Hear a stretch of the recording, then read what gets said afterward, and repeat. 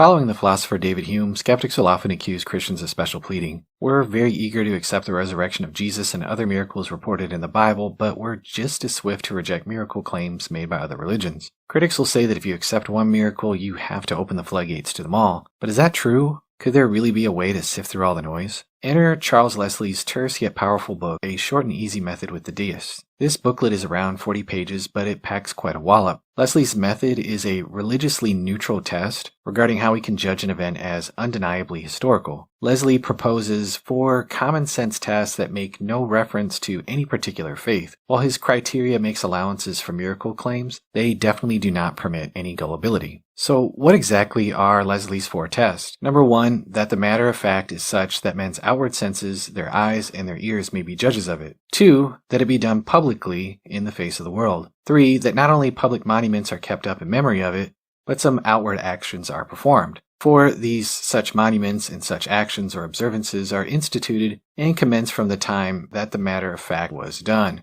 To clarify, Leslie isn't saying that in order for something to be historical, that event needs to pass all 4 marks, but if the event in question passes all 4, we can be sure that it really happened. One example would be America's independence from the British. It was an experience of the senses, it was a public event, Independence Day was instituted on July 4th in 1777. We can obviously be certain of it. Now, in consideration of the first 2 of Leslie's criteria, he gives us a hypothetical scenario. Imagine someone claims to have split the Thames River and led 3 million Londoners over on dry land southward. We'd think this person was either joking or that they were crazy. We definitely wouldn't think that they were telling us the truth. Now, in consideration of Leslie's next 2 criteria, he gives us another illustration. No one knows for sure who set up Stonehenge, or why it was set up, or what exactly it commemorates. There are imaginative stories from the 12th century that giants brought the stones from Africa to Ireland for their healing properties.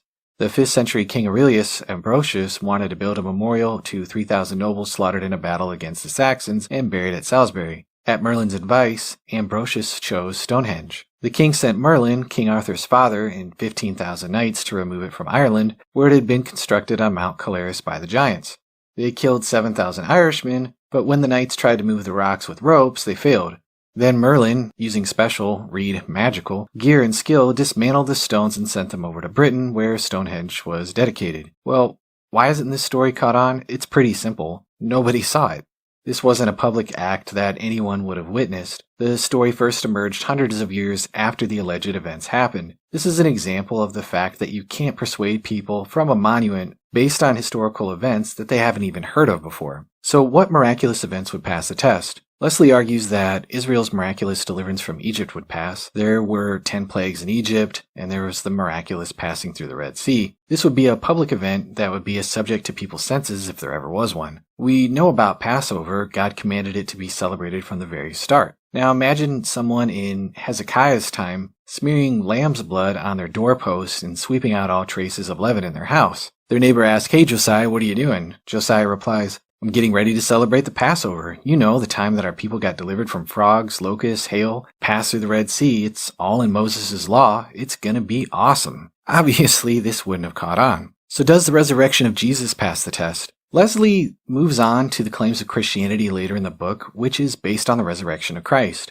Looking at the first 2 criteria, Jesus appeared to people after his resurrection. He spoke with them, ate food with them, and invited people to touch him. The resurrection was apparent to their senses. Jesus also appeared to many people, sometimes in groups, including the 11 remaining disciples, and over 500 at once. The resurrection was a public event. The first 2 marks ensure that the original witnesses of the event weren't deceived. This was because the event took place in public, and anyone with eyes and ears could see and hear it. So what about the next 2 criteria? Skeptics tell us that the resurrection stories came late when the original witnesses were long dead, but that's not true. The early church practiced the Eucharist and baptism to commemorate the death and resurrection of Jesus from the very beginning. Communion and baptism are all rituals memorializing the death and resurrection of Jesus. Logically, the event commemorated must come before the action that commemorates it, so the death and resurrection of Jesus were being celebrated in the very first century. Well, what about supernatural events in other religions? How do they stand up against Leslie's criteria? Leslie gives us counterexamples of miracle claims in other religions. For instance, Muhammad's miraculous single-night journey from Mecca to Jerusalem wasn't a public event. We only have Muhammad's word for it, and even some Muslim commentators have suggested that the Isra was a spiritual dream and not an actual journey. Apollonius of Tyana's miracles were written over a century after the events took place. He lived from around 15 to 100 AD,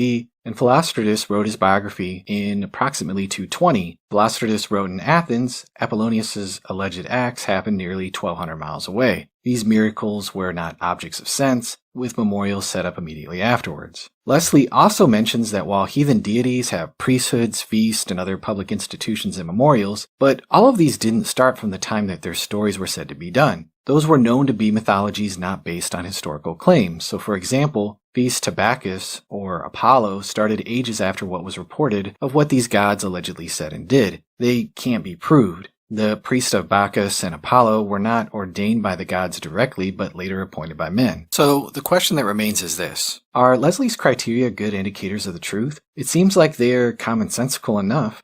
Leslie's bold claim is that if the events meet all four of his criteria, then the event is certain. I think that it's probably best to make a more modest claim that it's reasonable to accept the event. His criteria also rules out opposing theories like myths, private visions, or legends. Someone feasibly could come up with a counterexample that refutes Leslie's principle. That said, reportedly, Conyers Middleton, infamous for his written drubbings of ecclesiastical miracles, looked fruitlessly for decades for one. And by the way, the golden plates of Mormonism don't seem to cut it, so don't bother putting that in the comments. Golden plates by themselves are not necessarily miraculous, and 3 of the main eyewitnesses basically recanted. Had Hume paid attention to Leslie, I think he wouldn't have made this slippery slope argument that he made in his essay of miracles. Leslie clearly shows that a miracle claim can be strongly attested. One doesn't have to gullibly open the floodgates and accept all miracle claims. But neither do you have to be hyper-skeptical and reject them all.